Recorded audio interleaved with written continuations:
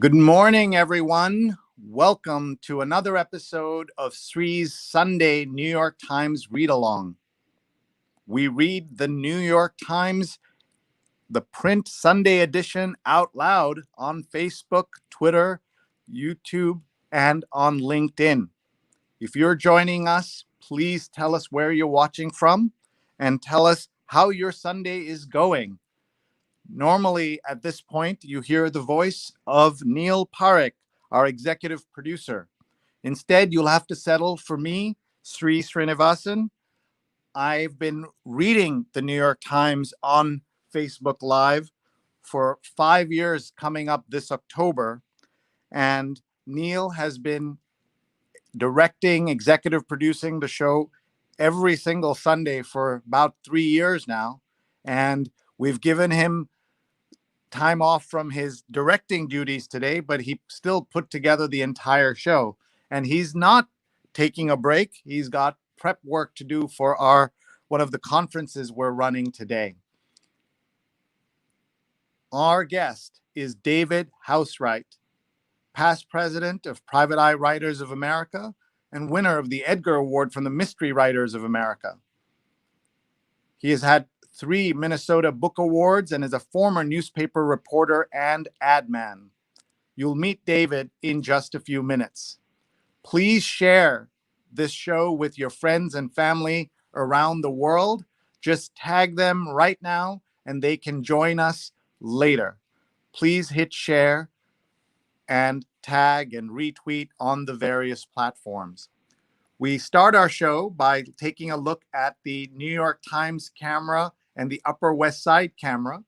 And there you go. It looks like it's a still or even a painting, but it's not. There's my hand to prove otherwise. You're looking at, from the Upper West Side, you're looking out into the distance. There you see 3 or 4 super tall buildings. None of them are buildings that were in the skyline when the World Trade Center was attacked 19 years ago last Friday. And the skyline has changed, New York has changed, but so much hasn't changed as we think about all the problems that we're still dealing with. I'm sure on today's read along and in the paper, we'll end up discussing things like the 9/11 attacks, as well as the response to coronavirus. In New York, we are doing pretty well in terms of the virus, but there's still a long way to go. Our schools are opening in a few days. It depends on what type of school kids are going to, but we will also be able to do things like our dining and indoor dining very soon. So let me say hello to everybody. Hi, folks. Nice to be here. I'm missing Neil, our executive producer. So we are winging it without him. Neil and I and our entire crew are part of Digimentors, our social, digital, and virtual events consulting company. And we produce shows like this, talk shows for other folks. We also produce virtual events and conferences. This weekend, we are in the middle of a 3-day conference for ENT surgeons from around the world, and Neil is off doing that with some of our colleagues. Let me tell you about our colleagues, and we're always so grateful to them. This is the production team. This is what it takes to pull this show together. Neil is executive producer and occasional guest host. Paula Kiger at Big Green Pen is one of our producers. She's in Tallahassee. Steve Taylor at Steve DeReeve is in Philadelphia. Julia Weeks at Julia L. Weeks is in Brooklyn. And Carla Baranauckas at Kabara is over in New Jersey. And Neil is at Neil Parekh. Say hello to all of them. Please follow all of them on Twitter. We're especially grateful to this crew for all the hard work they put in every single weekend. And they've been doing this now. The entire production has been going on for, as I said, 5 years coming up this October. We hope to do lots of really cool and interesting Sunday New York Times read-alongs in October leading up to the Sunday before the elections and the Sunday after the elections. Can't believe It's less than 2 months to go. Tell us how your Sunday is going. Let's take a look at who's watching from around the world. Jonathan Borstein is here. Hello from the East Village. And Jonathan has watched every single episode, it feels like, of this show, but also of my daily COVID-19 show that happens every day at 9 p.m. Eastern. And tonight we'll have another great show, so do join us for that. Let's see who else is here. Patricia Freudenberg is watching on LinkedIn, and she says hi to the New York Times Read Along. Tell us how your Sunday is going, folks. Hi, Sri. Happy morning to you, listening from Philadelphia. Hello. Jeff Barnes says, Jeff from Greenburgh, New York. And my mom's watching on Facebook. Hi, Amma. Love you. Love you. Sorry that we're not together right now. I would have already made at least a couple of trips to India after the pandemic dates, if it weren't for the pandemic. Diane's watching from Margate, New Jersey, and just so great to have all of you here. Diane is a great friend of the show, and she's brought us fabulous guests. Evelyn Rodstein says, good morning. Sujana Chandrasekhar is here, and Sujana is part of one of the shows we produce on Sunday. It's called She's on Call, and this is the show. And the show brings together so Dr. Sujana Chandrasekhar and Dr. Marina Kurian, two awesome surgeons in New York. And they will have two guests today, Dr. Ron D'Agostino and Dr. Jonathan Raskin, cardiologist and pulmonologist, and rare appearances by male doctors on She's on Call. And we look forward to seeing her and the entire team at 11 a.m. Eastern. So everybody, please tune in for that. It's on Facebook and on Twitter. She's on Call. Paula Kiger is with us from Tallahassee. She's over on Facebook. She's producing there. One of the things that makes our show different is that we're able to produce this and have our colleagues in the various social media channels responding and connecting with all of you. She'll also be annotating the show. So when we talk about any of the articles in the paper, for example, if we look here, there's a big story here on the front page about what's happening in Oregon. She can link in and put together the links from the story itself so you can follow up. Or the New York Times Magazine is all about education and the lost year. So she can easily put in a link for you to see of the New York Times article, that the direct link. And that's what makes this show so different from other things you see during the pandemic, especially. We are all learning how to connect better in these times. Stefan Kaplan. Hi, Stefan is watching from Ramsey, New Jersey, and he's part of the New York Times Read Along family and an awesome member of the Digimentors team. And by the way, Digimentors, we always say, if you've got a virtual event you're planning, please talk to us first. We would love to talk to you about it. You see my email address right here. We love geeking out on these kinds of events and talk shows, so talk to us. Doug Levy is up early in San Francisco. And Doug, we're thinking of you and everybody from Oregon to San Diego and beyond. What is the story there right now? Tell us about the fires.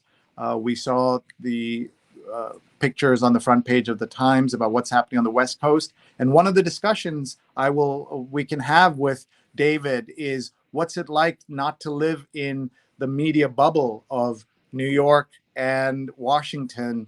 One of the things that came up this week is that there'd be so much more attention paid to the fires on the West Coast if they were happening on the East Coast. And it's not just a New York bias and a Washington bias. It's also a global media bias because of where these fires are occurring. And Patricia says, I vote for a 5-year anniversary marathon. She's been pushing this as a devoted viewer, that she says, instead of just doing the hour and a half, we do a much longer show on for the 5-year anniversary. So we are thinking about it. We'll see how we can do that. Sanjay Chadda is watching. He's an advocate on the Supreme Court of India and watching from Delhi. Hello, Sanjay. Welcome. And everyone who's watching, please tag your friends. We're going to talk about the news. We're going to meet a great mystery writer in David. And we are so excited to have you all with us. Here's David's background. You're going to meet him in just a few minutes. And if you like talking about the news, if you're interested in information and disinformation, if you're interested in getting accurate an understanding of what's going on in the world, you definitely want to meet David and join us for the show. Let's see who else is watching. Ayangsha is watching from Chennai. Missed my Sunday New York Facebook Live, but here you are. Thank you for joining us. This is one of the mysteries, as everybody knows, of how all of this works, is that we often don't know when Facebook is going to serve up and what Facebook is going to serve up. Let's see, new first-time viewer, Jeff Barnes, a PMP. Tell us what a PMP is. Good morning to you all. Paula says, as I speak, she types, and there she is. She's putting in a link to those stories. Thank you so much for doing that. Marcus says, good morning from Wonton, New York, out in Long Island. He runs meojobsonline.com, at meojobs. Everyone, please subscribe to that if you're interested in media and entertainment and news and journalism jobs. Even if you're not looking for work, it's great to subscribe so that you can understand what are the trends, what's going on in the world. So do check that out. And Stefan is saying hi to Doug, thinking all of you and my friends in California, so concerned for each and every day with these horrific wildfires. And Paula says to contact us. Here's the email address if you'd like to have a talk show or a virtual event. Linda is watching from Long Island. So happy to have all of you here this Sunday morning. 5 years now. We've been talking and reading the newspaper together. We've built an entire family community together, and we're so grateful. Kunal said, I vote for you to run for mayor of New York City. I think at this point I read that Giuliani's son, now 34 years old, has announced that he's thinking about running for mayor. He has no qualifications, but there you go. We used to live opposite the mayor's house, Gracie Mansion, 20 plus years ago and 25 plus years ago. And I remember watching him as a little boy. We could look into the Gracie Mansion grounds, and I remember watching him run around out there. Bill Mitchell, wonderful former colleague at pointer.org, is watching and says, good morning from Boston. Bill, we've got to have you on the read along. Let's do that soon. And Patricia says, did you host solo when you started the New York Times read along 5 years ago? Yes, I did. I had to do this all by myself, and I was floundering and just doing something. And then along came Neil, starting to help produce it. And then all these other great folks helped out as well. And now we have a wonderful team. And Laura is watching, a former guest on the read along, is watching from Philadelphia. Hi, Laura. So great to have you here. And Nikhil says, good morning and watching from Connecticut. Thank you, Neil, for being here. Nikhil, sorry. Thank you, Nikhil, for being here. And thank you for all your support of the daily show as well that we do, the daily COVID-19 show. And Paula says, I read Mark Oppenheim's MEO jobs list partially because I know so many people looking for work. It's always interesting. All right. Before we bring on our guest for today, our guest is David Housewright, past president of the Private Eye Mystery Writers of America, or the Private Eye Writers of America. Before we meet him, let's just thank our sponsors. We're able to do this because of our awesome sponsors. And let's first say thank you to Muckrack and Muckrack Academy. They have worked together with me for many, many years, and they put together Muckrack Academy Fundamentals of Social Media, a free on-demand certification course that you can take today. About 2 hours of work. You learn Facebook, Twitter, Instagram, and LinkedIn. And more than 4,000 people have taken the course, and more than 1,000 people have already shown us their certificates, as you can see. So please sign up today. This is something you can put on your LinkedIn, mrac.co/social. Please tell your family and friends. It's free, mrac.co/social. And we'd love to have you participate and be part of that family as well. I also want to thank our friends at Strategy Focus Group. Strategy Focus Group is one of our sponsors, and we are so grateful to Ron Thomas. Strategy Focus Group is a global team of human capital strategists committed to helping organizations solve people issues within your organization. They do that by working alongside you to solve your toughest problems and help you capture your greatest opportunities. So big thanks to our friend Ron Thomas at Strategy Focus Group and to our friends Lee Semmel, Greg Gallant, and Mike Schneider at Muckrack. So please check those out. And if you'd like to be a sponsor, please email me, sri@sri.net, or Neil at neilparekh.org. We would love to talk to you about expanding what we do with the New York Times Read Along. And if we're going to do marathon episodes for the 5th anniversary, we certainly love your support. And anyone you know who'd like to connect to a global audience, we'd love to bring them on as sponsors. All right. Are you ready to meet David? I will bring him on in just a minute. I'm going to just go in here and say David Housewright is past president of Private Eye Writers of America, winner of the Edgar Award from Mystery Writers of America, and is a former newspaper reporter and ad man. So, ladies and gentlemen, please welcome David Housewright. Hi, David. Good morning. How are you? I'm well, thank you. Look, we've got New York City between us. We've got about 1,500 miles between us, but that's okay. So I've left New York City there just first to get from you any thoughts about New York City you want to share before we get started. New York City. I started going to New York in the 70s when it had a reputation of being this terrible place and nobody liked anybody and be afraid of the locals and so on. And I didn't experience any of that. People were very nice to me. I got lost. I was going to the Bronx to watch a baseball game at Yankee Stadium. I ended up in Brooklyn. And people were just, oh, don't worry about it. This is what you got to do, so on and so forth. I've always liked New York. That's awesome. And what was your last memory of New York? And what are some favorite meals you ate here? One of the things I liked about it was all these small shops that you have along the avenues. I didn't spend a lot of time in the big restaurants. There was a Chinese restaurant near Times Square. I remember vividly. I mentioned that I was always, people were always very nice to me in New York. The only time anybody was rude to me was a waitress at the Carnegie Deli, which I'm told doesn't exist anymore. So, Thank you for sharing your memories, and just great to have you with us, David. You also have, I know, with you the newspaper for your town. So let's hold that up so people can see it. I'm a subscriber to St. Paul Pioneer Press, which is about 150 years old. That's our cover today. Nice. Thank you. And so tell us where you live, where are you coming to us from? Tell us how your family's handled the pandemic. I live in Roseville, which is a first-tier suburb of St. Paul and Minneapolis. It's kind of wedged in a corner of them where they meet.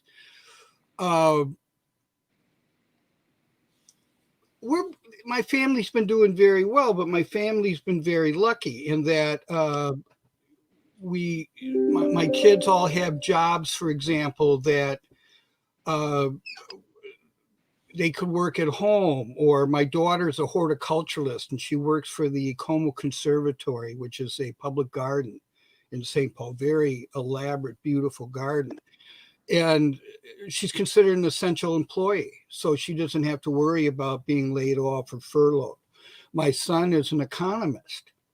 He works for an investment bank that specializes in agriculture and energy, but he gets to work at home. Hell, he doesn't even work at home. He goes up to the family lake home in Wisconsin. He works from there. So it's easy. My wife is a copy director for the Aveda Corporation. She's set up on our dining room table. So it's all good. I just heard Aveda Corporation. That's an awesome brand.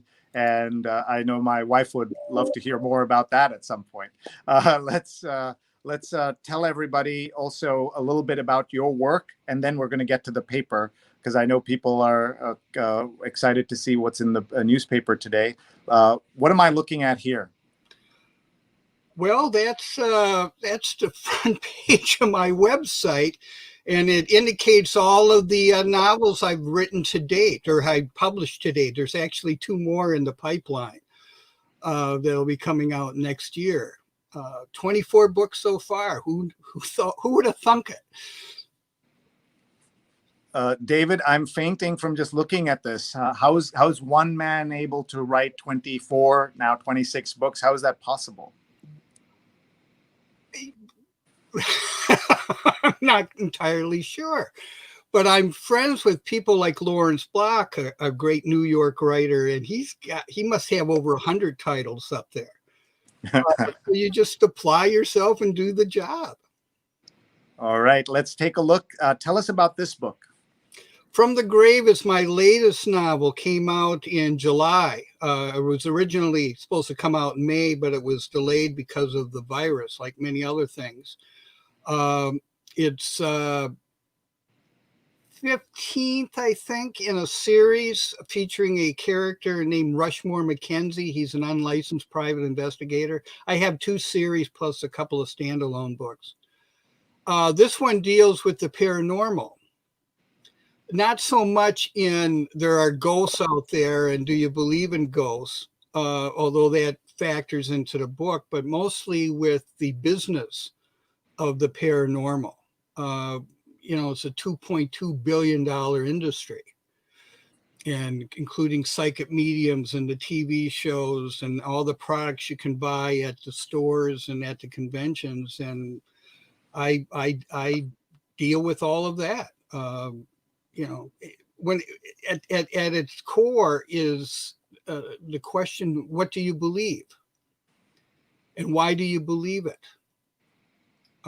And while we use the paranormal to explore that, it's a little bit more involved than that. It's why we are the people we become. Right, and that's certainly one of the things that I think everyone's rethinking what they believe after the pandemic, don't you think? Yes, I think we're all in a state of existential crisis. We're staring out the window going, why are we here? What are we doing? Tell us about the McKinsey series and this particular novel. Can I pick it up if I haven't read the 75 other titles in the series? Yes, you can. I deliberately wrote them so that you can just jump in. There's always references to things that happened before. But in the very first book, there was references to things that happened before. And so it's always there informing the character. But you can jump in anywhere and you can get them any place you buy books. I recommend your local independent bookseller. Also, my books are all coming out in paper in order. So you can go back and start at the very beginning and move forward. That's just awesome. We'll ask you this again because people come in and out of the show, but what's your number one tip to writers who are starting novels or want to write novels? Finish the damn book. God knows how many people I've met who have told me they're working on a book, or they started a book and they didn't finish it, or whatever. I remember William Kent Kruger and I were doing this library event, and a woman asked the same question: what's the difference between us and all of these wannabe writers? And I answered, we finished the book. The day my father died, I wrote 3 pages. They were lousy pages, but I wrote pages, and that's what I mean. You have to do it. Most people will find reasons not to finish the book. Their job is a hassle. Their kids are sick. There's one, there's your mother is ill. There's one crisis after another that keeps you away from the book. You can't think like that.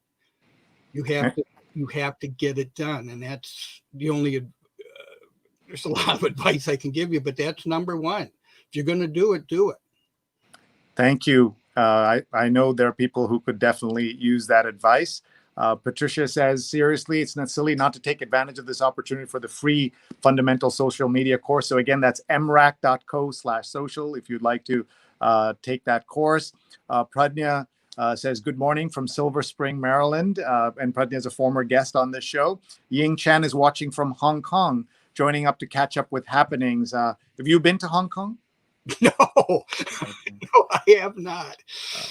So Hong Kong feels to me like one of those places where lots of American mysteries are either set or the characters end up going there. Do your characters travel, or are they mostly in America, local?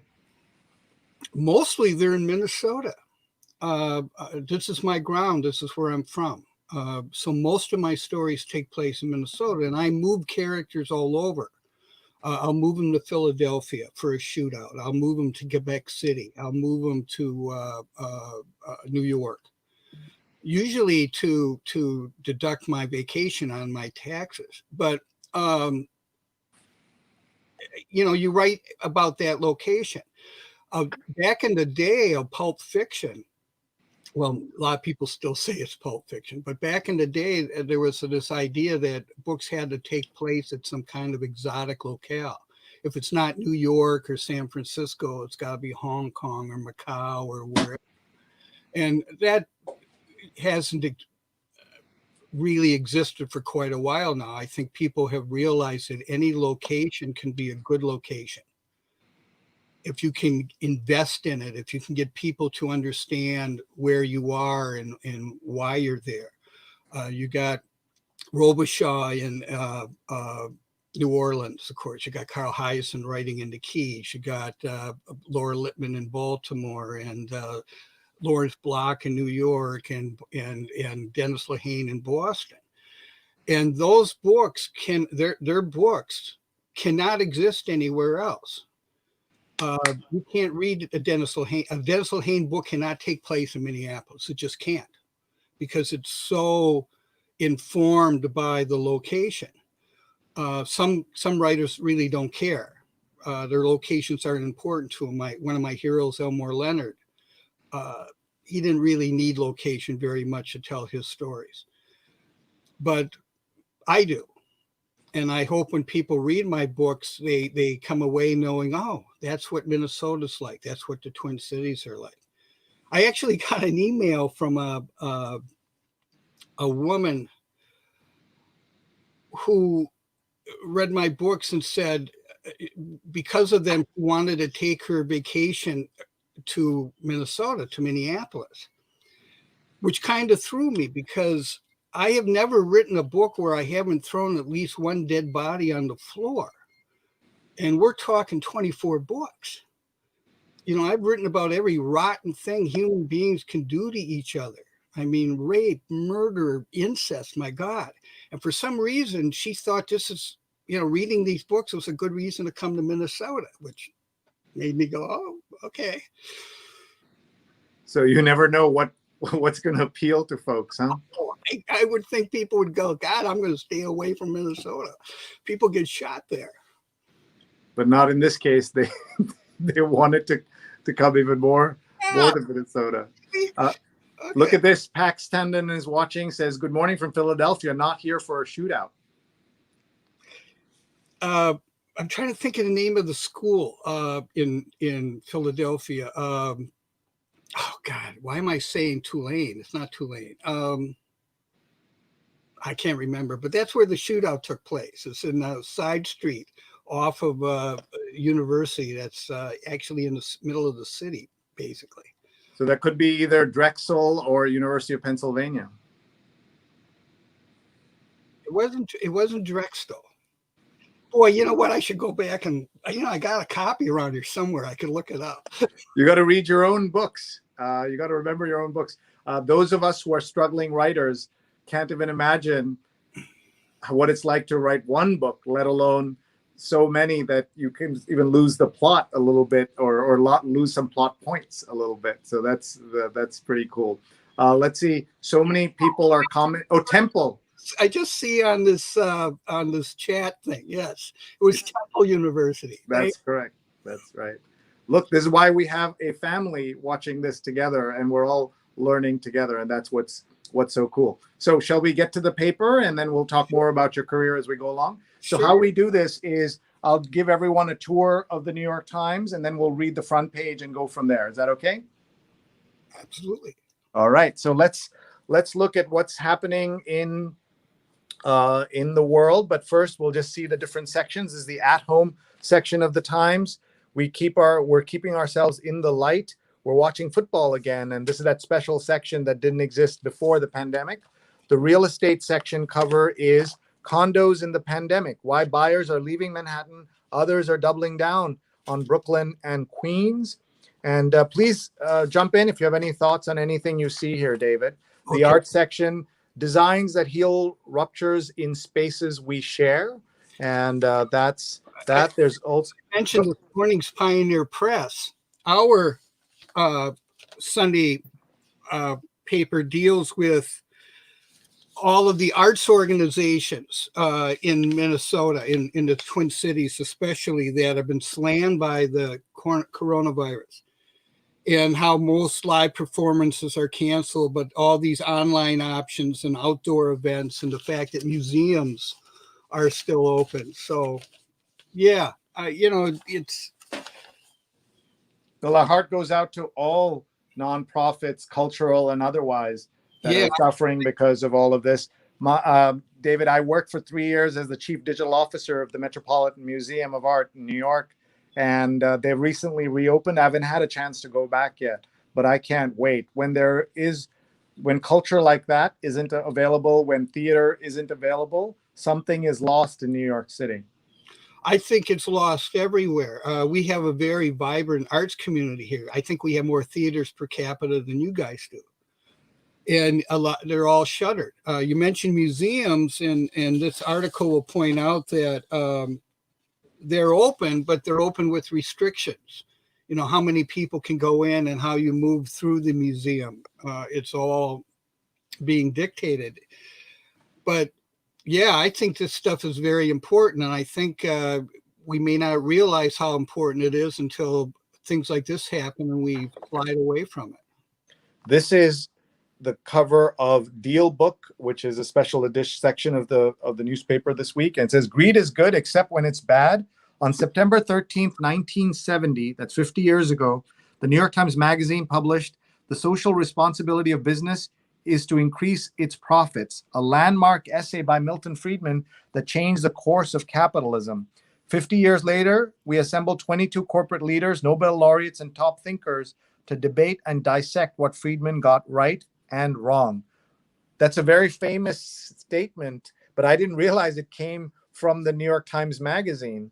It actually goes back longer than that. I mean, when the Supreme Court ruled in favor of the Dodge brothers, or rather Henry Ford, when he sued the Dodge brothers, the Supreme Court ruled that basically the responsibility of a business is to pay its shareholders.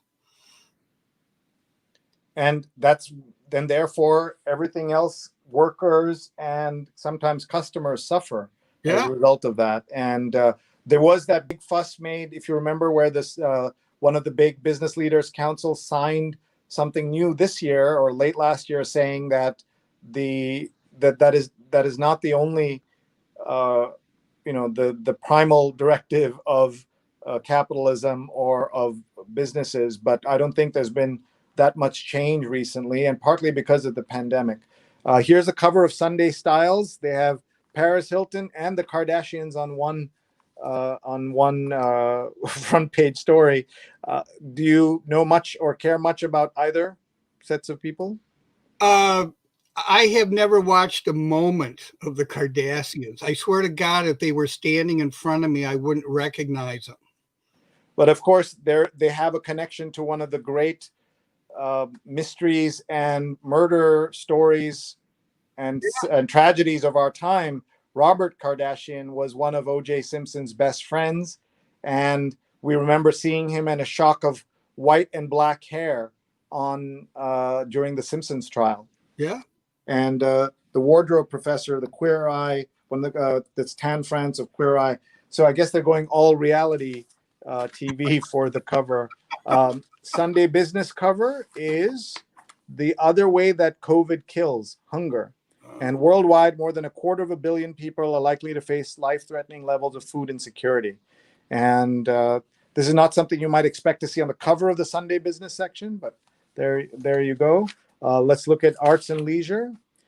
Bring Down the House. Closed by the pandemic and facing dissent from many directions, the American theater is in a moment of crisis, but it's also ripe for renewal. Wow. I have people talk about how this is going to change our habits, that we're not going to go to many sports events. We're not going to go to many theaters when all this, goes back to some semblance of normal. I disagree. I think first chance people get, they're going to go listen to some live music. They're going to go to a theater. I think they just can't wait. We talked about Philadelphia and therefore Pennsylvania earlier. The cover of the Sunday Review, which is the opinion section, is a Trump sign for president, Biden sign for president, surrounded by Trump signs. This is about Pennsylvania and how Trump won thanks to a landslide in its rural counties. Will this time be different? In the last 3 years, I've been to various parts of Pennsylvania, including the rural counties, and you see it's all Trump country. So it'll be interesting to see how that goes. Which way is Minnesota going this year? A lot of people think that he might carry Minnesota. I would be shocked if that actually happened. I would be truly shocked if that occurred. A Republican hasn't carried this state since Ronald Reagan, or actually before Ronald Reagan. Ronald Reagan didn't carry it. Mondale did. But I think it going back to Nixon in 1974.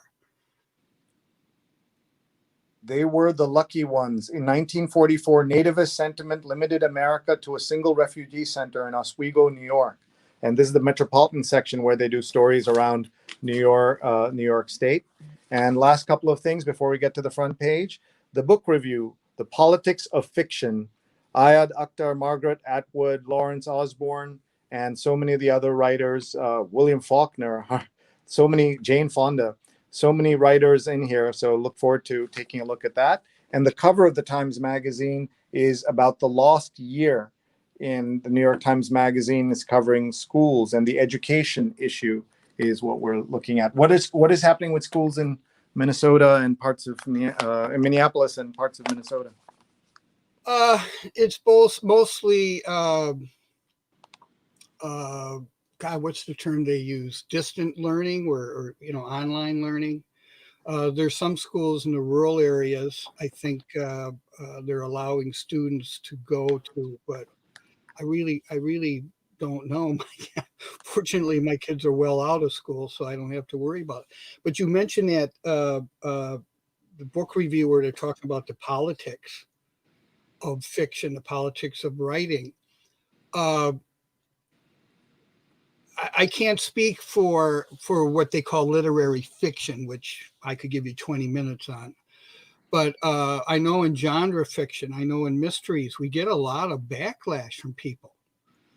I wrote in one of my stories, in fact, From the Grave, there's a scene where a woman is claiming she doesn't believe in ghosts. And the other woman says, yes, I know you don't believe in the afterlife. And her response is, I do believe in the afterlife. I want there to be a heaven, because if there's a heaven, there's a hell. And people like Putin and the president will get what's coming to them. And it was just a throwaway line by a secondary character. And I was shocked by the emails and the tweets I received from people who were outraged that I would say such a terrible thing about our president, and they're never going to read my books again, and so on and so forth. And I'm like, seriously. You usually don't respond to this because you can't win that battle. But in one case, I sent an email back to a guy saying, I don't blame you. Why, you know, how dare a secondary character in a book say something you don't agree with? I'm surprised you read books at all.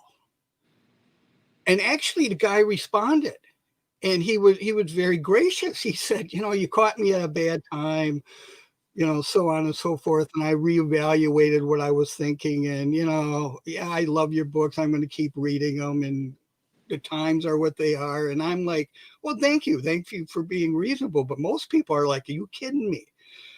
And I don't remember that being a thing before, but apparently it is now. I mean, I've read books where guys express some kind of a political view or social view or whatever that I didn't care for. And my response was, oh, okay, turn the page, keep reading. But now it's a thing. And I find it very disconcerting. And I suspect it's also leaching out into sports where guys boo when a player takes a knee during the national anthem. And my response to that was, okay, if you don't agree, fine, you don't agree. Why do you care? Why are there guys going through my neighborhood stealing Black Lives Matter signs? Why would you do that? I had a sign on my boulevard from my house, all are welcome here. Some guy stopped, got out of his car, went to the sign, tore it in half, threw it down, drove away. Why would you do that? I mean, you don't agree with it. I get that. But why would this be a thing? I'm not going to read your books anymore. I'm not going to pass your house and let that sign stand. I don't even know how to address this. And a lot of people, this is kind of an ongoing discussion in the community. A lot of people are arguing, do you put that in books? Do you write that into your stories? And my answer is it depends on the story you're telling. You write in the world that exists when the book takes place. And how much of that world you include depends on the story you're trying to tell. But you don't ignore it. You don't say, well, I'm going to pretend a coronavirus doesn't exist and just keep writing my story that way. You can't do that. But at the same time, you write knowing there are people who are going to be angry, and you're okay. You know, before we get to the paper, I'm just going to show a couple more comments. Jonathan Borstein is talking about the Carnegie Deli. That was supposed to be part of its charm, where you said you had a waitress that wasn't very friendly. The only time anybody was rude to me in New York, and everybody told me everybody's rude to people in New York, was at the Carnegie Deli. By the way, look at Deborah is tagging her friends. Everybody, please do this. If you have a friend or family member anywhere in the world who likes talking about the news, who likes books, who likes the New York Times, hates the New York Times, tag them. Let them watch this and learn about news and accuracy and everything that we're covering here. And Paula has linked to all of your books on one website, davidhousewright.com. And there you go. And Tanya says that I have been to the metaphysical trade show in Denver. It was eye-opening. I think she's talking about the ghosts and the paranormal because of your book, From the Grave. We have ghost tours in our haunted old whaling town of Sag Harbor. I've gone to ghost tours. My wife, getting back to the book, I'm taking away from your New York Times, but the reason I wrote this book is years ago, my wife was getting a massage in downtown Minneapolis. And while she was getting massage, a tray levitated off of a table filled with stuff and flew across the room against the wall. And Renee found this quite alarming. And she turns to the masseuse and says, "Did you see that?" And the masseuse is like, "Oh, yeah, that kind of thing happens all the time." And explained that the building's like 100 years old and it had been used for a crematorium at one time. And it was used to store bodies during the flu epidemic and all this stuff. And it was haunted. Well, up until that moment, my wife never gave the paranormal a second thought. Neither did I. And when she came back and told me the story, my first thought was, really? You know? But my wife is basically a hobbyist. This is a woman who scuba dives and caves, and she's a herpetologist, and she's an archer, and she does she plays the baron. She'll sit in with Irish bands and stuff Well, like that. she sounds a lot more interesting than you, David. Do you want to just bring her on? Absolutely. Everybody says that. So she starts studying this, and she watches the shows, and she reads the books, and she hooks up with paranormal investigators and meets psychic mediums and things like this. And whenever we traveled, and we traveled a great deal before the virus, we would do ghost tours. Not, and we did them in Philadelphia, and we did them in Chicago, we did them in London, we did them all over the place, and even in small towns in Minnesota where we would go, like Sauk Center or Pipestone. I did one in Edinburgh, scariest damn thing I've ever done in my life. And anyway, moving on. So all of this infused the book, and all her research and the stuff that I picked up along the way. Are there such thing as ghosts? 45% of the population believes it. The rest do not. The rest won't believe it. If there's a difference between the two groups, I discovered that the 45% who are convinced that there are spirits that walk among us, that you can communicate with the dead, and there are demons and so on, they all have stories to tell. They all have experiences they can relate. Well, the other 55% do not. Anyway, Renee has spent many years now trying to encounter another spirit who's going to turn her flashlight on or off in a haunted hotel, or move something. And maybe next week, we'll see. But that's what the book's about, really, is that experience. And do people believe? Is it true? Isn't it true? I don't really come down one side or the other in the book. I'll let the reader decide based on the evidence I present. But it's fascinating. And I kind of lean towards it because of things I've said and I've seen and people I've spoken to. Anyway, we've got a fire in Oregon. But thank you for sharing that. That's so interesting, because we live in a time where we're not sure what is real and what is not. And I host a radio show in New York every Saturday on WBAI 99.5 FM and globally on WBAI.org, Saturdays noon to 2 p.m. Eastern time. And it's a call-in show about COVID. And so people call in, and you won't believe it, or maybe you will because you're from Minnesota, the extreme right and the extreme left call in to say the same things, that this is all fake, that this is not real, that Bill Gates is out to poison all of us. And those are people on two extreme sides. So there are more people who may believe that the coronavirus is fake, and then you would be, than in almost any other country in the world, for sure. There are skeptics everywhere, but you may find that more people believe coronavirus is, or that ghosts are real than coronavirus. And that would be really disturbing to hear that. Yes, it would be. But, I grew up in newspapers. I started working for the Tribune when I was 18 years old. And I remember a time where that was the argument. You would tell somebody something, and the person would say, "Oh, that's not true. Where did you hear that?" And you said, "Well, I read it in the Times. I read it in the Post. I read it in the Tribune. I read it in the Globe," and that would be enough. That people would accept that this is true then, because this is the way newspapers work and journalism works. And now, no. Now people only seek out those sources that confirm what they want. I think psychologists call it confirmation bias. Yeah. Bias. Yeah. And it's scary. I don't want to wear a mask. Therefore, coronavirus isn't real. Therefore, I watch Fox News. Or the other way around. I mean, the circle goes in both directions.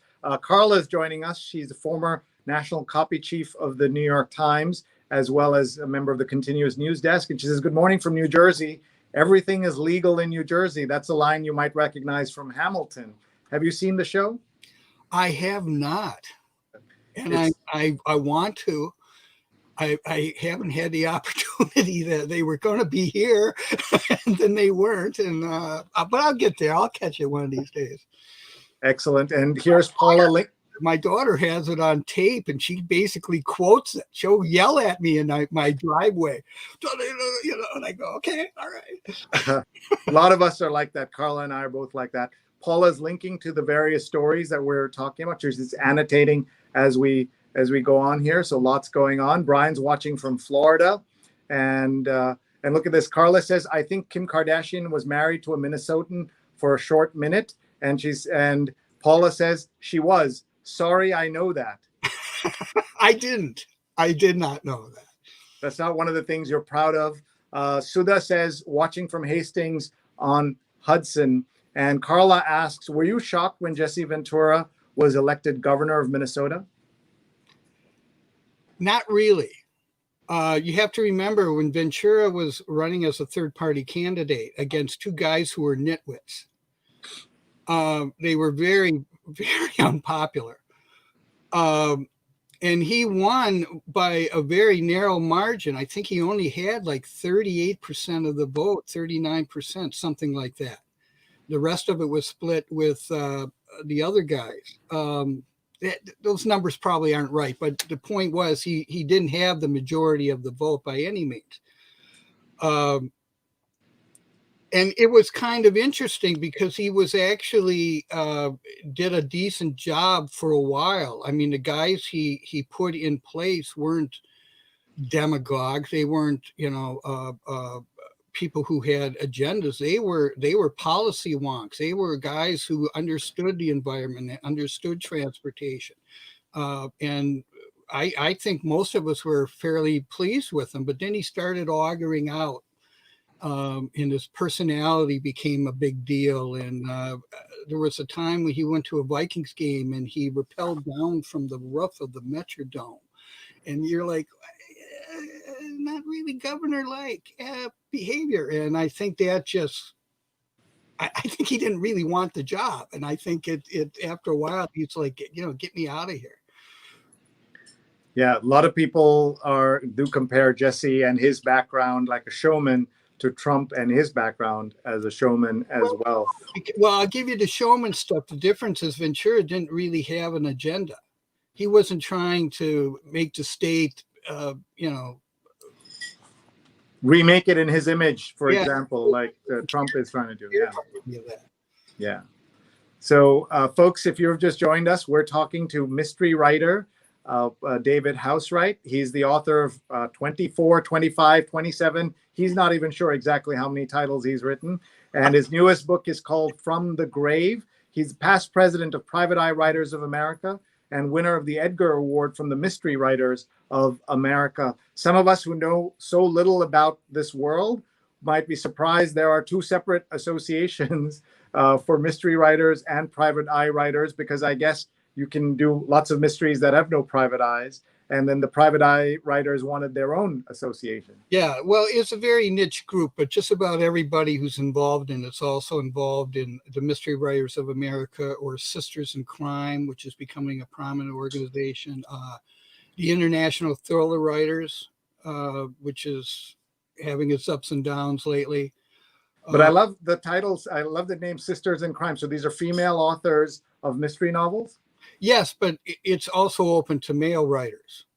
In fact, I got talked into joining by William Kent Kruger, who's a Minnesota guy, pretty well regarded. And he said, "What, aren't you man enough to be a sister?" So I said, fine. And I joined. And then I found out he never went to any of the meetings. So, folks, we're talking to David. I'm learning a lot about Minnesota and mystery writing. So please do check out his work at davidhousewright.com. And we are also taking your comments from around the world. Here's Ron Thomas watching from Dubai. Have you been to Dubai? I've been to Dubai either. I basically have only been to 3 continents, and this isn't them. One of the things that we've learned from this show and my daily program that I do, David, is that The pandemic has forced many of us to think about if we want to travel, when we want to travel, where we'd like to go. And I think people who are going to be able to travel again, who can afford to travel and such, they will be much more focused and deliberate on where they travel. I think we're going to feel like every trip has to be earned, and every mile is going to matter where we go. Then we're not going to take travel for granted anymore. Let's see. Doug, who's watching in California, liberal California, says the sign destruction is happening in my area too. Very sad. Paula says out in Tallahassee as well. Patricia says you're sharing fascinating stories. And Jonathan said, I once interviewed a ghost hunter. He said 95% of what is called psycho phenomena is fake. And Apollo is watching from Montclair, New Jersey. Apollo is a devoted viewer of our shows. He has just moved here, maybe in last 3 days, from Vegas. So why don't you tell us a clean Vegas experience that you can share, or a clean Vegas story, or PG story, David? Story about Vegas. The first time I was in Vegas, I was just got out of school. And my buddies and I, we decided to do a fear and loathing trip throughout the Southwest. It was one of those trips where it took us 4 days to get from Big Sur to Malibu. So we go to Vegas, and I am playing blackjack, and I'm killing it. I am winning big time. And Steve Martin was opening for Helen Reddy at the MGM Grand Hotel, which is where we were staying for this particular trip. And we had tickets, and my friends are dragging me from the table. I didn't want to leave because I was just, I won like $1,300. And in 78, I just got out of college. That was serious stuff. But they dragged me from the table. We went to the show. The show was great. Steve Martin was great. Helen Reddy was great. Show ends. I go back to the table. I lose it all in about 30 minutes. That's my clean Vegas story. Oh my God, what a story. Well, Apollo is now in New York, so I look forward to seeing him at some point for a socially distant walk. And Paula has given a shout out to the Pioneer Press. That's twincities.com. The Twin Cities of Minneapolis and St. Paul in Minnesota are really right next to each other, and people go back and forth, work in both cities. I've had the honor of teaching my social media and digital workshops in both cities over the last couple of decades, and I love Minnesota and love visiting Minneapolis. Well, then if you've been here, then you know that whoever named us the Twin Cities was being ironic, because we are not twins, we are not brothers. Most of the time, we are not even friends. You'll get people going from St. Paul across the river in Minneapolis to catch sporting events and some art and some music. Rarely do you get people from Minneapolis coming to St. Paul, even though we've got the wild and we've got theaters and we've got music too. It's a thing. Patricia says, David, Hamilton is life-changing. Rupa, my wife, is watching right here in the living room with me, and she says, Sisters in Crime, love it. And Jonathan's also talking about international thriller writers. And Tanya says, what happens in Vegas is supposed to stay there. And Rupa says, love the advice, finish the damn book. Well, she's a published author of a nonfiction book about careers and how to manage your career, but she's working on a fiction book for the first time, and she says she loves your advice. Well, my career has been pretty slapdash. I probably should have read that book before we started. All right, so let's go. It's already 9:30 out here, and that means we have about 30 minutes or so left with you, and we've read, I think, one part of the front page of the New York Times. We have all of this to go through. Are you buckling down for 8 hours or so? Sure. Trump blitz fails to give him edge in crucial states. New poll favors Biden. Law and order message narrows Democrats' lead in Wisconsin. And down here is Minnesota is the top state listed. Biden stays ahead. Clinton won in 2016 by 2 points. And Now Biden's ahead by 9. My question would be, what is it like in terms of, what was it 50 days out back in 2016 to understand that? And remember, these are all obviously supposed to be scientifically valid polling, but we're talking about 800 people in a state. And so this doesn't cover everybody. And you also have the phenomenon of people who lie to pollsters, right? That they want to not be seen supporting someone like Trump, maybe. And do you think that could be a factor in Minnesota, that you don't tell the pollster that you support Trump because you don't want to sound like a racist and a bigot and things like that? I think it is, and I don't think it's just true of Minnesota. I think it's true of pretty much the country, and that's what makes me nervous. Well, we'll talk about George Floyd and Felix Castillo. We have a thing here. I'm sure you've heard Minnesota nice. And it's not just a myth. I mean, we take it seriously. We are nice people. But I think the reaction to the protests of George Floyd and that shows that maybe not. I mean, the racial disparity in this state, the inequity was shocking. I think a lot of people didn't appreciate it. They didn't realize how much it was, because we're nice, and we don't do things like that, and we don't talk like that. And I think a lot of it was because it was underneath, where we don't want to be seen as being a bigot, or we don't want to be seen as discriminatory to one group or another.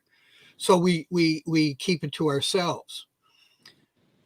But you go into a polling booth and you don't have to keep it. You can write it out without the world knowing about it. I think that's significant.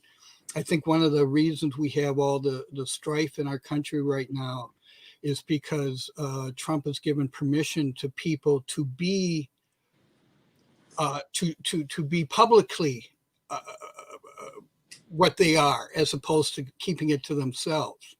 I get to march now. I get to carry guns now. I get to do these things now, when before I believed what I believed, but I did it quietly. I did it in the comfort of my own home, where people wouldn't see it, because you know what? We're nice here in Minnesota. We don't do things like that in Minnesota.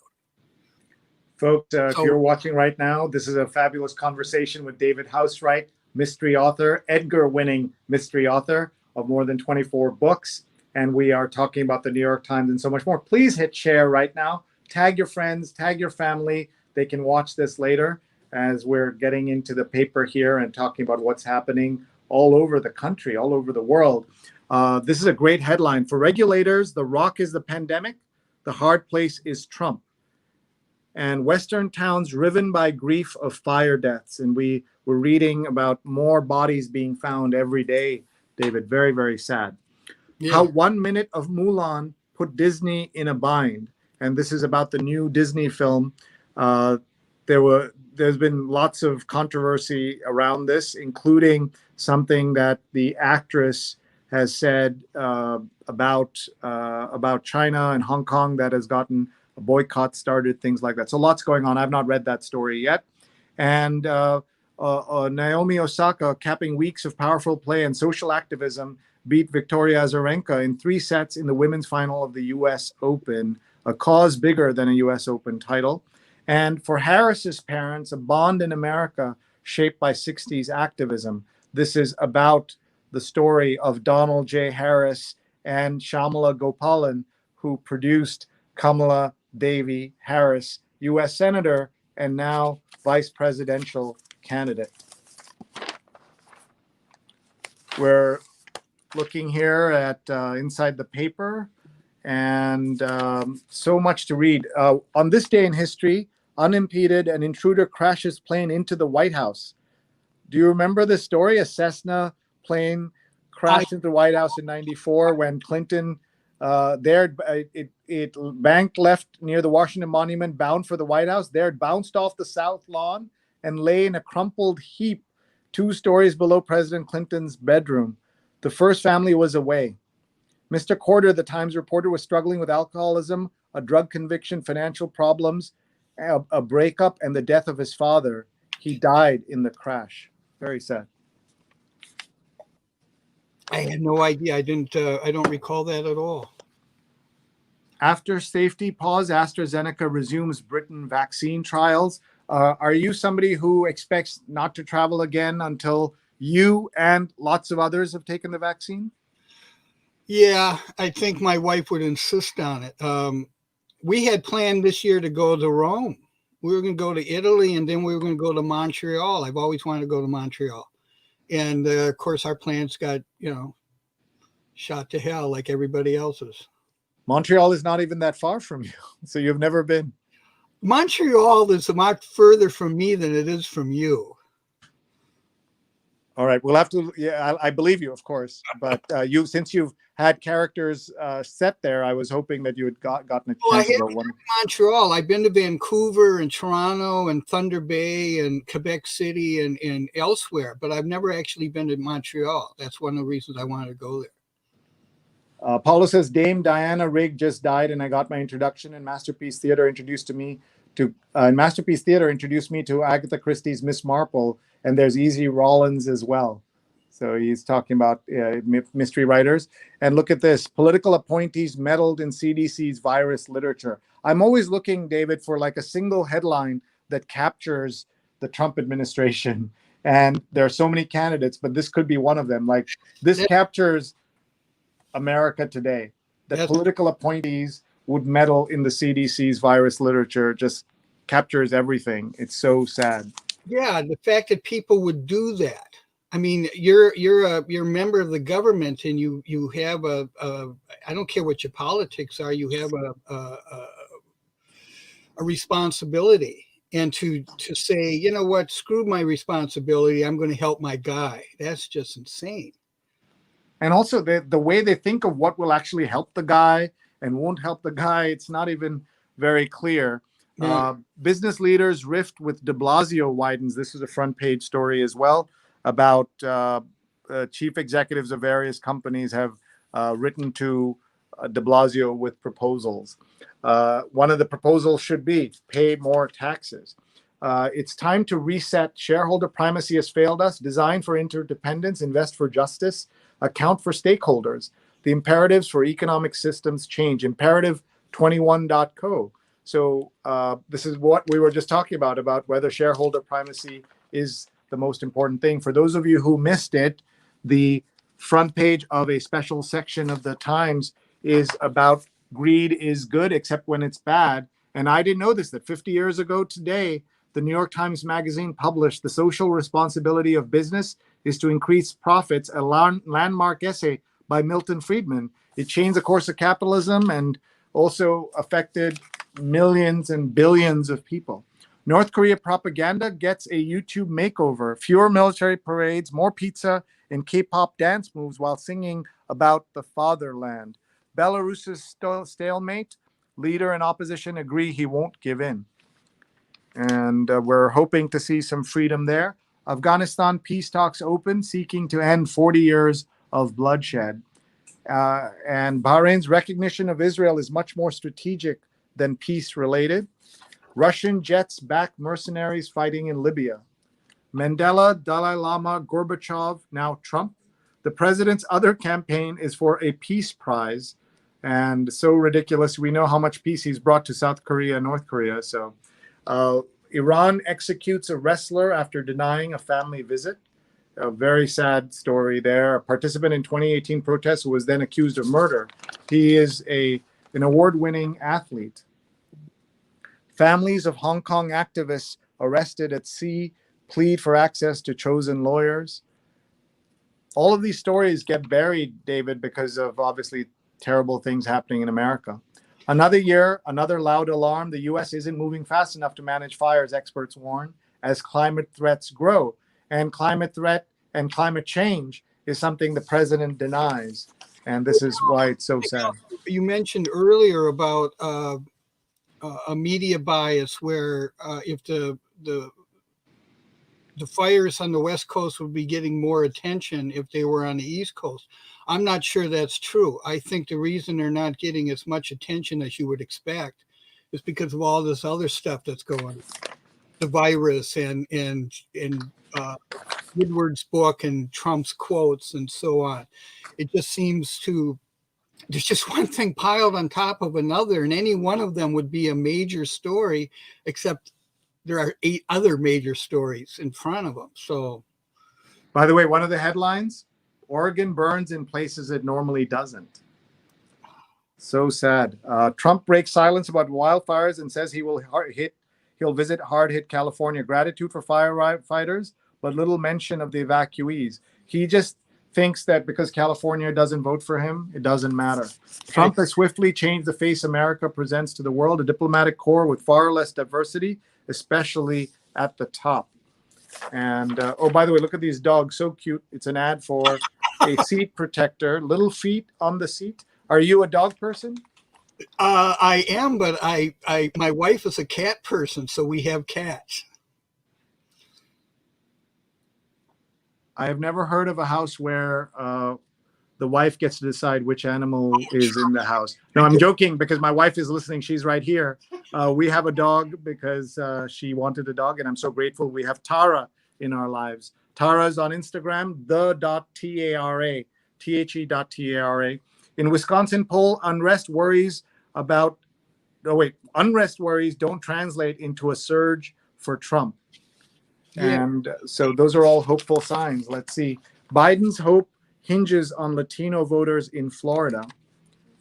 And let's see here. Oh, this is a great picture. I've never seen this. This is Shyamala Gopalan and Donald J. Harris, the parents of Senator Kamala Harris. Okay. I'm not seeing that either. Oh, what a good-looking couple. And here are more pictures of them. Again, pictures I've not seen. Kamala Harris with her parents in 1965. And when they divorced, Mr. Gopalan's old ties to Berkeley helped her raise 2 girls. Independents in Alaska give hopes to Democrats. 2 congressional challengers avoid party label in bids to unseat Republicans. Colorado official sues Postal Service saying election mailer misleads voters. And that's the other thing. What a mess this whole thing is with a postcard sent to millions may create confusion about rules. We don't even have to think about which party that's about because we know. So Sanders urges Biden to do more to appeal to the left. One of the great lines I heard recently that I've been quoting all the time, and I'll quote it here again, is that Democrats are unforgiving and Republicans are unapologetic about their candidate, right? The Republicans, once you're the candidate, they'll do everything, including lying and holding their noses to vote. But Democrats want perfection in their candidates. I don't think that's necessarily going to be true this term, but we'll see. We'll see. I hope you're right. In a year unlike any other, a historic crisis of need, and this is where we're seeing New York is in deep trouble. I love reading Obits, not my own. What are your thoughts on Obits? I don't read them. I mean, I know people, my mom, God, every day she goes through the Obits. And I'm like, I don't. It's just not something that maybe my opinion will change as I get older, but no, I don't read Obits. So the Obits are today about Terence Conran, a London designer and restaurant magnate, dead at 88, and Toots Hibbert, a father of reggae, who was the first to use the word on a record. Oh, I guess we use the word reggae on a record, branding a word that would become Jamaica's greatest cultural export. Lovely. What are your musical interests? I'm a jazz guy. I used to be a rock and roller when I was a kid. In fact, I had a radio show on my college radio station, and I played Yes and Emerson, Lake and Palmer and Supertramp and those guys. But then I went to a club and I listened to the Wolverines classic jazz orchestra playing with a guy named Jabal Smith. who was like this 80-year-old black guy playing the cornet. And I just was mesmerized by it. And I knew a guy who used to string for UPI, United Press International, who was a big jazz fan. And I went to him and I said, you know, tell me what to listen to. And he gave me the name of one album. And he says, go buy this and listen to it. If you like it, then you like jazz. If you don't like it, you don't like jazz. If you do like it, come back, I'll give you a list. And the record was Concert by the Sea, Sea by the Sea by Earl Gardner. And that was it. That's what I listened to. I listened to jazz and some blues and I still listen to some rock and that, but mostly I'm a jazz guy. So the record was by Earl Gardner. It was called? Concert by the Sea. It was a live album. Wow, very cool. All right, let's check in with everyone. Greetings, folks. Thank you for watching. This is a conversation, this New York Times Sunday read along, where we read the New York Times with awesome guests. And our guest today is David Housewright, man of mystery himself, and the writer of mystery novels, of more than 24 novels that he's written. The latest is called From the Grave. Please check out his website, davidhousewright.com. And I know what a playwright is. What is a housewright? You know, I checked this out, and I thought it was English, and it was, you know, like a Morrison or whatever. This is where the name came from. What you did, and I figured, well, housewright was a guy who worked on houses, and I discovered that wasn't true at all. It's not English at all. That I had family who came to the United States and went to North Carolina. And apparently the guy invented the name Housewright when he came to the United States. I could find no reference to it outside of the United States. So apparently everybody named Housewright in America is related to me in one form or another, going back to North Carolina. You mentioned your mom. Tell us about about your parents. My father passed. He was English and Danish. And my mother, who's still with us, is German and French. So I have the 4 European, ancestry, and that's about it. The old man was a business guy. He ran Airtex Industries and Springwall and a couple of others before he passed. My mom was a traditional housewife who, basically stayed home and cared for the kids and all that stuff. And that's where I came from. Well, one of the things we're going to do now, great to hear about your family, is just to look at the New York Times Magazine. And we like looking at the issue. This is the cover. And one of the things we do, David, is that the New York Times produces a video about how the magazine cover was put together. So we'll give you a chance to catch your breath, get a drink of water. This is about 1:30 as it just tells us the story of the Times Magazine and how it's pulled together. So we will do that right now, and we'll be back to you in just a minute. Let me turn up the volume here. One second. Oops.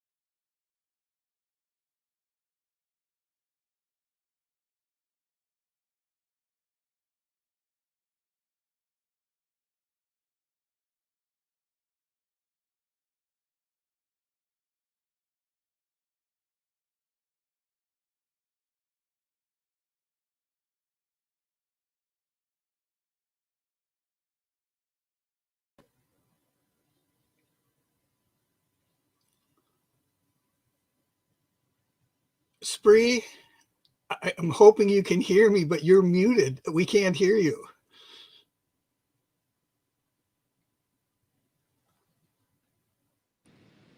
Okay.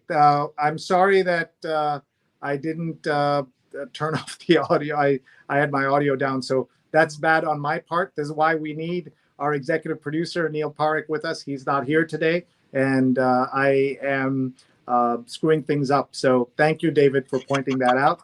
And this is fun with technology, isn't it? There's way too much going on. But we were looking at the cover design. So there are 4 cover designs instead of the one. You can see this is the one I have, but this is one of the ones that they had over there.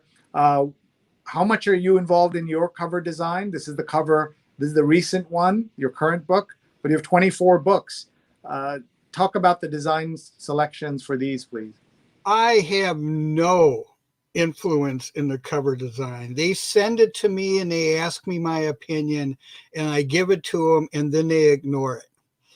A lot of my books have skylines of St. Paul or Minneapolis, and that's because one of the books came out with a skyline that actually fit the story. Jelly's Gold, and it sold very well. So they put another skyline, and that sold even better, and so on and so forth. So they were basically afraid stop doing that. And I'm like, guys, I don't think it makes any difference. But so you look at my covers, you see a lot of skylines. And over on the right here is Jelly's Gold, extreme right, middle. You see Jelly's Gold, and you see St.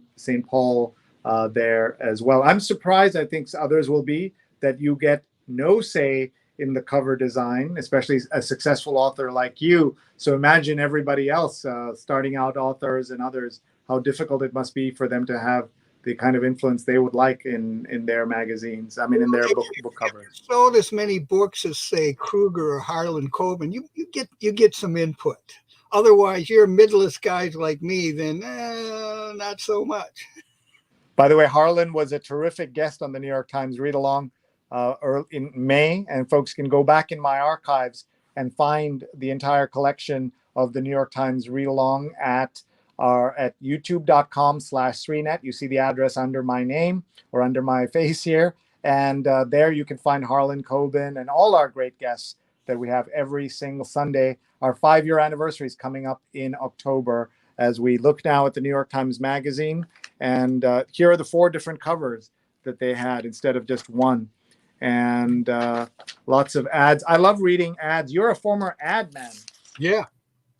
So what was it like to go from journalism to the ad business and back and forth? What is your sense of that? Well, the thing they have in common is that you're looking for the story. You're looking for what's important to the reader or customer, if you prefer. So there's that.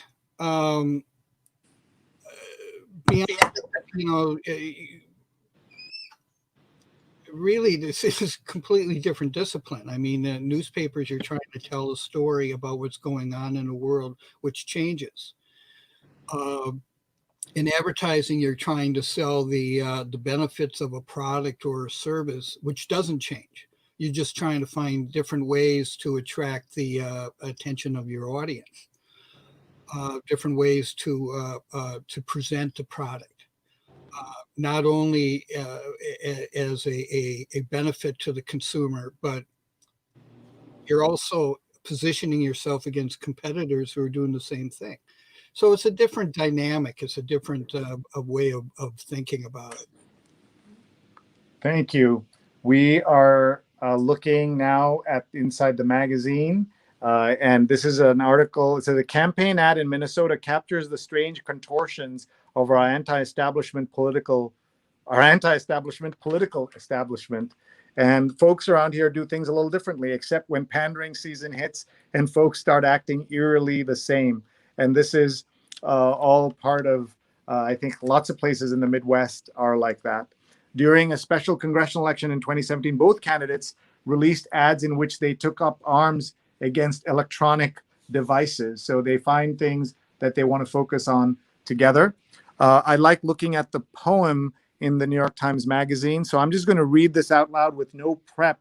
I apologize to all authors and poets as I do this, because I'll get the pronunciations, the meter, the cadence, everything wrong. The Hedgehog by Lola Haskins. Yesterday, along a wall track, I came upon a dark brown brush just the size of my hand. From under it poked a narrow snout, which, when it sensed my boot, pulled back as fast as it could. I know that rush, that flight, real fear, imagined fear, it makes no never mind. There is something huddled in us all. The Hedgehog by Lola Haskins. Are you a poet on the side there, Mr. Housewright? I am not. I do not have that skill set. I don't have the that way of looking at things. I'm far too literal. I like poetry a lot. I like, Robert Bly. I had a chance to meet him and Carol Bly and others. But I do not have that skill set. Gloria Steinem at 86 is nowhere near done with being an activist. We're at a point of a backlash because we are winning.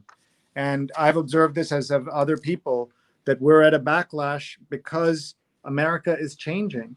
America is evolving. And what you're seeing is folks fighting back because of that. Okay, we're now to the ethics column in the New York Times, which is written by Kwame Anthony Appiah, wonderful NYU professor. What should I do as a spokesman for a university with back-to-campus plans I have doubts about? So, David, we're going to put you in the role of ethicist here. I'm not reading the whole thing, but what would you do if you were asked to be spokesperson for a university with back-to-campus plans that you doubted? Well, you have to remember what the job is. You're not representing yourself and your personal opinions. You're representing the school. You're representing the corporation. You're representing the organization.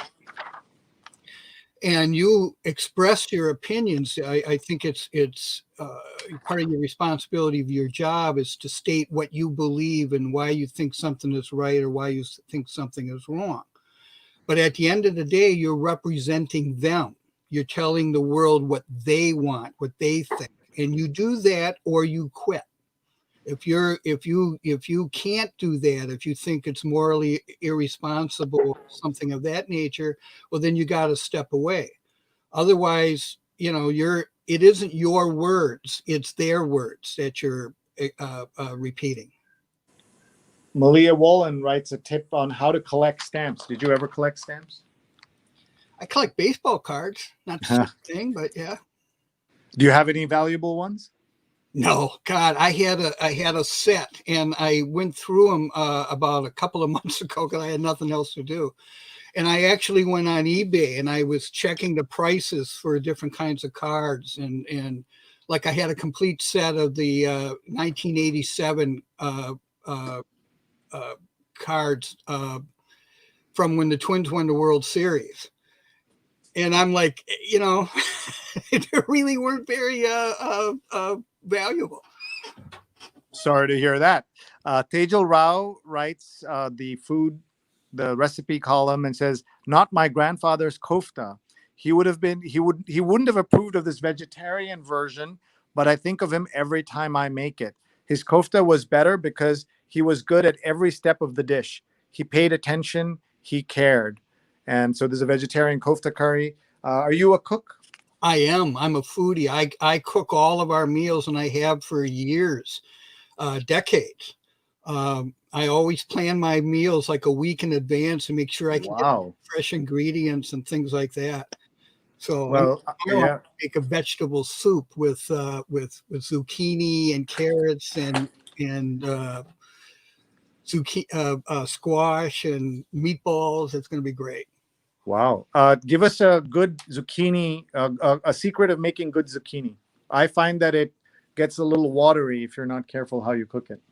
Well, either cook it very slowly, like in a broth, or cook it very fast in a very heated skillet.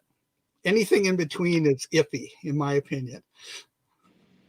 I hear what you're saying, and that makes a lot of sense as far as zucchini goes. I'm lucky. I mean, your family's lucky that you cook for them. I'm lucky that I live with 3 cooks. My wife is an awesome cook, and my 17-year-old twins both love to cook. So I'm able to do all this live streaming every single day because they take care of that, and I'm very, very grateful to them. My son, the economist, he's a baker. He makes all these desserts, all these cakes and stuff like this, and it's just like, oh my God, you know, I mean, it's just incredible stuff. I don't know how he does it. Cooking, I think, is an art, but I think baking, any kind of really good dessert, is a science, and I just don't have that skill set either. Have you done any sourdough baking? God, no. It's so funny because everybody seems to be doing sourdough baking. Let's go back to the magazine. The Children in the Shadows, the number of homeless students in the New York City school system has increased by 70% over the past decade. The interruptions and instability led to plunging grades, lost relationships with teachers and peers, and pervasive isolation. So sad to see. These are all the side effects of the pandemic as we're seeing here. So this is the education section. They have lots of different stories around education that people can take a look at. And the lost year, as students across the country start the school year, education experts reckon with the long-term implications of remote learning, vanishing resources, and heightened inequality. So everyone check out this. And what about crossword puzzles? Are you a puzzler? I used to be, but I haven't really done much in years. You got a guy, I forgot his name, who does the puzzle every. God, what's his name? Will Shorts. NPR and that, and I like all of that, but I really don't. I don't make the time to sit down and do it. I hear you. There's a lot of work involved. Okay, we have just a couple of minutes left with you, so I thought we'd just go right to the book review section. And by the way, Paula's putting a link to that kofta curry that you can make, a vegetarian kofta. And the book review, The Politics of Fiction. And we'll just glance at this and get your thoughts on book critics. I'm sure you have a lot to say about book critics. I'd love to hear your thoughts. For the most part have been pretty good to me, so I don't, you know, I'm fine with book critics. What are you reading these days? Actually, I've been reading all of my friends. I mean, I know all these great writers, and I buy their books, and they just stack up. I don't get a chance to read them. I mentioned William Kent Kruger. I got a good dozen of his books. I've read maybe 5. You know, Brian Freeman, I've got 8 of his books. I read 4. So what I've been doing is I've been reading a lot of the people I know whose books I bought. I just finished Estrio by Mary Louge, a Minnesota girl. It takes place in 1870s Deadwood. And it's wonderful. It's fascinating. Terrific sense of place. And, you know, we talked about location before. You get a real sense of what it's like to live in Deadwood at this period. And so that's what I've been doing lately. Patricia says the school pictures are profound, and Terry Ann Thompson, watching in Vegas, says spiralize your zucchini. I do. That's what I do for my soup. Nice. And Patricia says, as a grandmother to a 6-year-old in first grade who went to school and came home with a soaked face mask from wearing most of it, it was heavy-hearted, but she said that her day was amazing. So that's what we should all note, the wonders of teaching and learning. And Terry says, which of your books should I read first? Well, my answer to Terry would be, what kind of book you like. I have kind of a spectrum. I have some books like Madman on a Drum or Highway 61, Darkness Sing Me a Song, that are very dark. I have some books that are more lighthearted, like Jelly's Gold or Curse of the Jade Lily or Stealing the Countess, which are more like heist stories. I have some books like Taking of Libby, South Dakota, and First Killed the Lawyers, which are more my message books, where I deal with themes of morality and in The Taking of Liberty, South Dakota, I talk about the depopulation of the Great Plains states. You know, there are more people in the single city of Washington, D.C. than the entire state of Wyoming. Things like that. So that would be my question. What kind of story you like best? Because I bet you I got a book that fits that. That's awesome. Cynthia says, buongiorno. Big Italy fan herself. And I know you were going to go to Rome this summer. We were. Paula is linking to the various articles and things we're talking about, and mentioning all our great producers. You can follow them on Twitter and social media, including Julia Weeks and Steve Taylor. And she's posting to the stamp collection article and so much more. And what advice does David have for young writers? I'm talking like real young, like 10 years old. Write the story that you want to read. Don't worry about the audience. Don't worry about if your friends are going to like it, or your parents are going to like it, or your teachers are going to like it. Write the story that you would want to read. If somebody said, hey, here's something, start that way. Yeah, makes a lot of sense. Thank you for that great advice. We're almost out of time here. I've always meant to ask authors with lots of books. As you can see, everybody, David has a lot of books. What are the rules around book titles? Because lots of titles could be, are in the air. Lots of books could have the same title. What do you feel about that?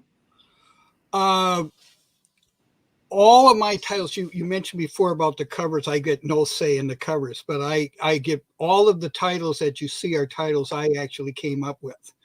They weren't imposed on me by the editor. My titles come from the books themselves. There will be a reference in the books to what the title refers to. When I come up with the title, and I almost never come up with it before I start writing, it usually introduces itself as I go along. The first thing I do when I write it down is I Google it, and I find out if there are other books who have that title. In the case of my first book, Penance, for example, there is another book that has the title Penance, but it was published in 1984. So I said, you know what? I don't care. If it's a famous book, if it's a famous title and people are familiar with it, don't use it because you're going to get confusion. But if it's a little more obscure, like, for example, the book I'm writing now, the working title is, the book that's coming out next May, it's already finished. The title is What Doesn't Kill Us. And I Googled that and I found several titles that was more accurate to the quote by Nietzsche, which is What Doesn't Kill You.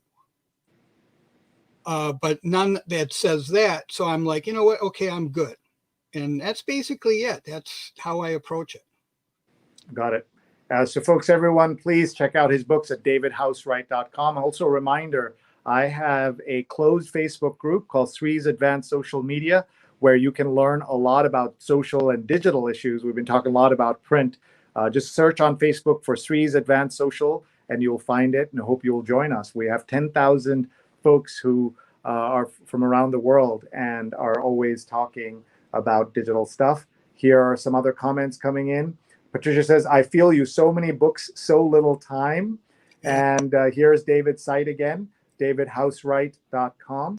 And Paula is listing out some of the people that you had linked to, David, including William Kent Kruger, Brian Freeman, Mary Louge. Is it Louge?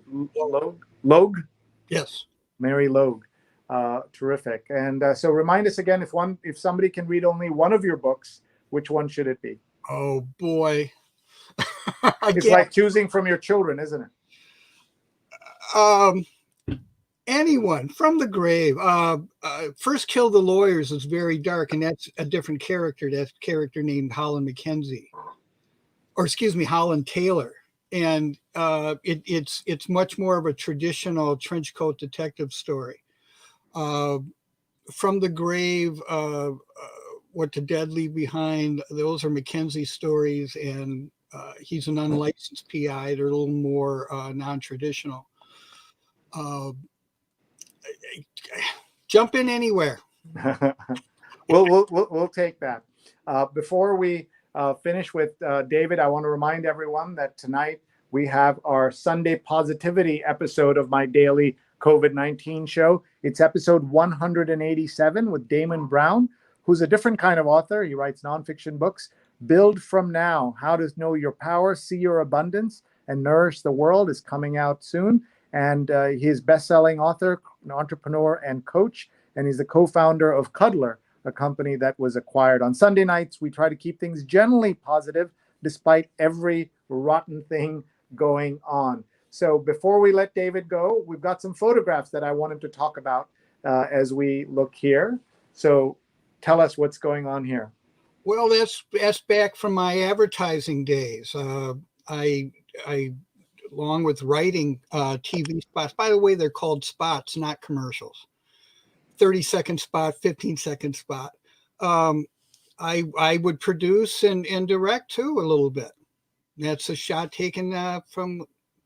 These are a couple of print ads that I did back in the day with my own ad agency, Edgar Award, which I sold to my partner once my my novel career started working out. Print ads, unfortunately, are starting to slide away. That's why so many newspapers and magazines are folding, because they don't have the print advertising to support them. What I remember from the 70s and 80s was how much text there used to be in print ads, right? You're seeing that here. There were like little essays with each article. Was that something that has changed? And look at this, Federal Express used to be Federal Express. FedEx was back when it was Federal Express. Yeah. And I used to do their central division advertising, their print stuff, their direct mail stuff. Very clever stuff here, David. Thank you. And where's the Como Zoo?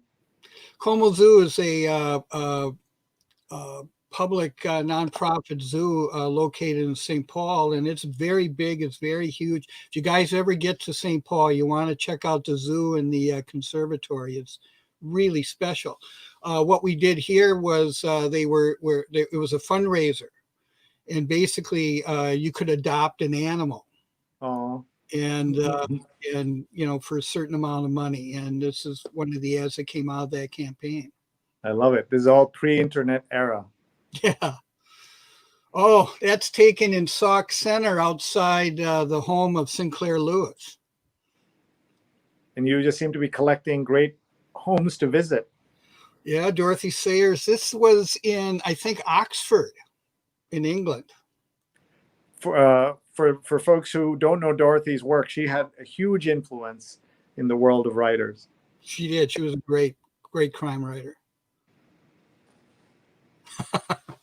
Back a few years ago, the Mystery Writers of America had an anniversary, and they got all the guys who won their Edgars to send a photo of when they won the Edgar or something similar. And I didn't have a photo of when I won the Edgar. I wish I had. So I had this one put together. And who are you frowning at right there? That's my Edgar, the Edgar Allan Poe Award. Awesome. That's what it's like, a porcelain? Yes. Yeah, that is great. Edgar Allan Poe, but honest to God, I don't see it. This was taken at an event at, I think, a Barnes & Noble store. The guy to my immediate right is William Kent Kruger, very successful Minnesota guy. The guy standing at the podium is Carl Brookins, also writes mystery novels in Minnesota. Very cool. Well, David, we're going to let you go by giving us a few final thoughts about your work and what we should be looking out for you coming up. Well, like I said, a new book coming out next May, I hope comes out next May, is called What Doesn't Kill Us.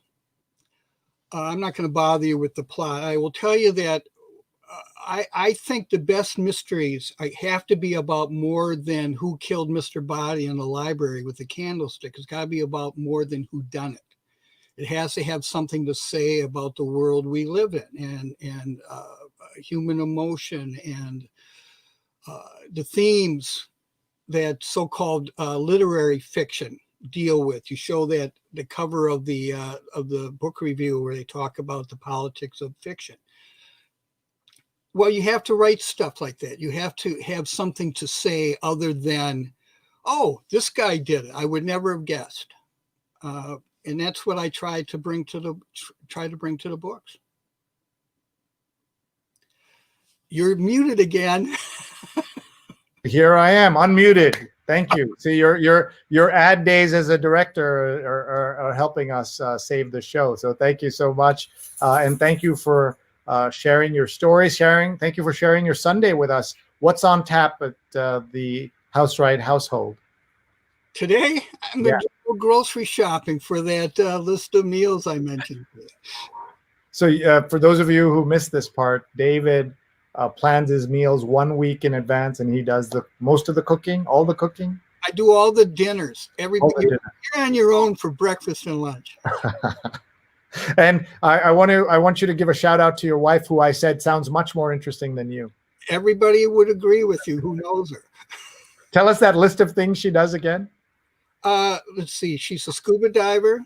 She's a caver, helps map out caves. She's a herpetologist, meaning she works with snakes and things like that, reptiles.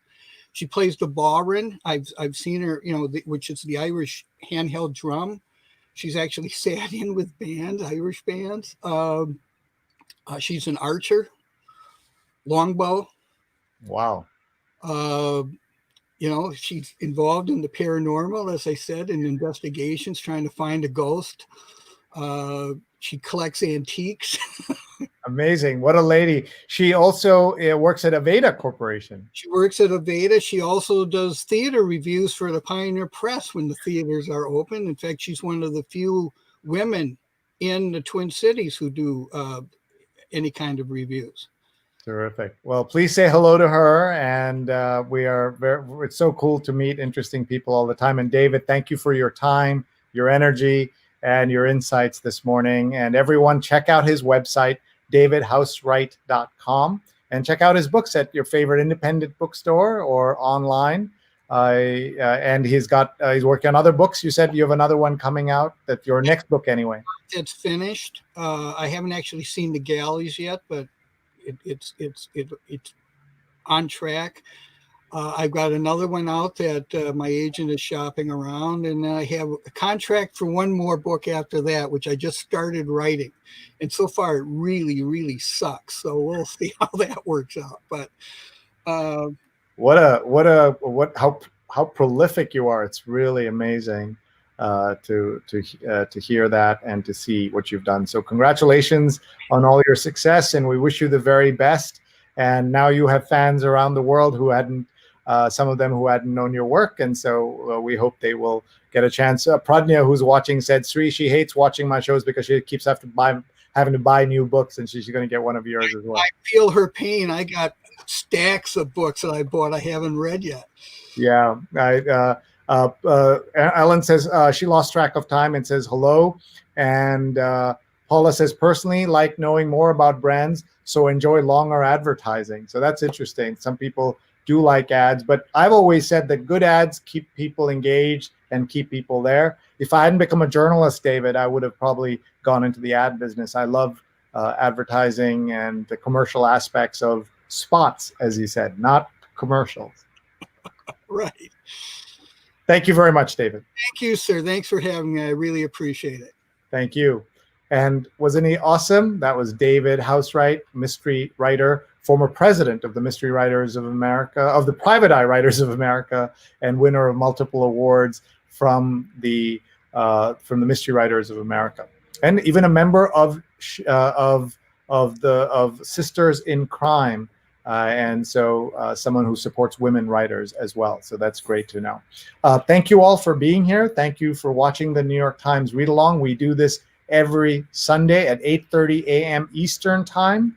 And we have right coming up after this. Weekends are busy around here. We have a lot going on. We also have a show called She's on Call, which starts at 11 a.m. Eastern Time with Dr. Sujana Chandrasekhar and Dr. Marina Kurian. Dr. Ron D'Agostino and Dr. Jonathan Raskin will be their guests, cardiologist and pulmonologist. Please watch Sundays at 11 a.m. Eastern Time. And we want to thank, as always, our fabulous production team. You endured about 2 minutes of silence this time because I was producing without and directing the show without Neil Parekh, our executive producer. He's off producing a big conference for us of doctors. So please follow Neil Parekh at Neil Parekh, Paula Kiger at Big Green Pen, at Julia Weeks, at Julia L. Weeks, Steve Taylor is at Steve DeReeve, and Carla Baranauckas is at Kabara. And we want to really highlight all of them because they do such great work, and we're very grateful to them. And speaking of Carla, I want to show you this wonderful newsletter that she puts together. It's called The Local Connection, and what it does is helps journalists and journalism students and anybody understand local stories. So she takes weekly story ideas from what's happening globally or nationally and how to make them relevant for local reporters and local story angles. You can find it at bit.ly/local news tips, bit.ly/local news tips. It's called The Local Connection, and it's fantastic. So please check that out. And we want to thank our sponsors for their support of everything we do. We want to thank Muckrack and Muckrack Academy for their terrific course that they helped me put together. It's called, the course is called Fundamentals of Social Media, free on-demand certification that you can take today. Enroll today at mrac.co/social, mrac.co/social. And it's about 2 hours of work. You can do it in 2 hours, 2 days, 2 months, 2 years. Please check that out at mrac.co/social. Here are pictures of some of the people who finished the course and shown us their certificates. And we are very grateful to everyone who has done that. And also we want to thank Strategy Focus Group. It's a global team of human capital strategists committed to helping organizations solve people issues within your organization. They do that by working alongside you to solve your toughest problems and help you capture your greatest opportunities. So please check out Strategy Focused Group. And if you'd like to be a sponsor, please contact me. You'll see my email on the screen, or Neil at neilparekh.org. We also want to tell you about a wonderful conference we're putting together for this Thursday. It's called OneShare.World Interdependence Summit, Thursday, September 17th from 9 to noon. And these are just some of the speakers, and it's not everybody. The Dalai Lama will be there, as will Dr. Tedros, the director of the WHO. So you don't want to miss that. It's a free conference, 9 to noon Eastern Time on Thursday, September 17th. Please tell your friends to sign up, OneShared.World.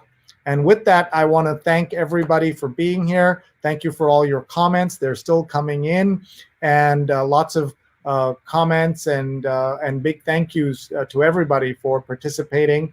And Paula is just such a great annotator of our shows, as are the other folks who helped make this a reality. And thank you, Paula, Carla, Steve, and Julia, and Neil. And thanks and God bless you all, says Patricia. Thank you. We appreciate that. Sudha says to David, you have a multi-talented wife also. And that's pretty cool. So thanks very much, everybody. Our guest has been David Housewright, past president of Private Eye Writers of America and winner of the Edgar Award from the Mystery Writers of America. He's a former newspaper reporter and ad man. With that, we'll say goodbye, and we'll see you soon. Thanks.